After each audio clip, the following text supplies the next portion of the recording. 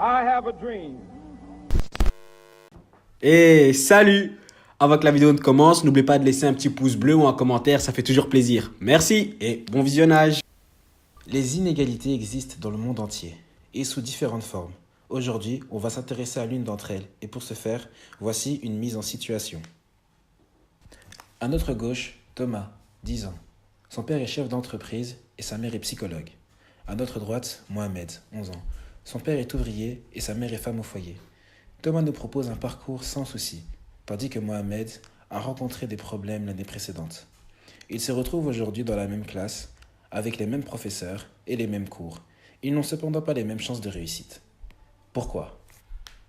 De nos jours, une grande majorité des élèves connaissent des inégalités quant à leurs chances de réussir à l'école. Et ceci est dû à de nombreux facteurs que je vais t'énumérer dans cette vidéo. Le bagage des parents.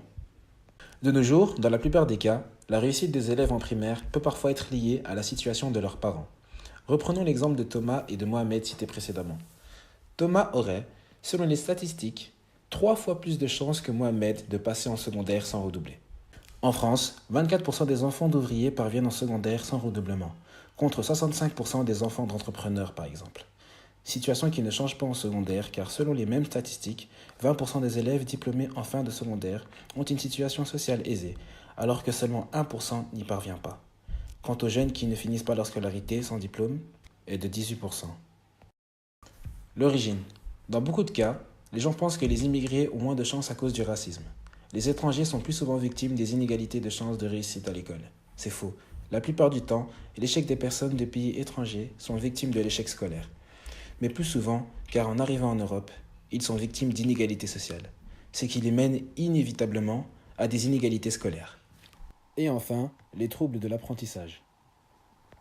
Certains élèves sont victimes de troubles de l'apprentissage, comme la dyslexie. En Belgique, environ 15% des élèves connaissent des difficultés en lecture et en calcul. Dans plusieurs pays, des gens s'en occupent. Il y a des écoles spécifiques et des logopèdes. Alors, selon vous, quelles seraient les solutions ? Nous, on en a trouvé une. Diminuer le nombre d'élèves dans les classes. Selon une enquête de l'Institut des politiques en 2017, la réduction du nombre d'élèves par classe pourrait améliorer la réussite scolaire.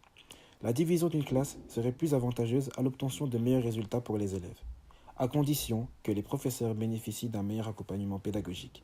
Dans ce cas-là, une performance est rapidement visible. L'étude indique aussi que la division du nombre d'élèves dans une classe pourrait avoir des résultats positifs sur le long terme et une meilleure insertion professionnelle. En Suède, par exemple, une diminution de la taille des classes de 12 élèves pendant 2 années d'école élémentaire augmenterait de 5% en moyenne le taux de réussite. En conclusion, les études montrent qu'une diminution des classes a bel et bien un impact positif. Idée totalement contradictoire de celle qui a perduré dans les milieux éducatifs.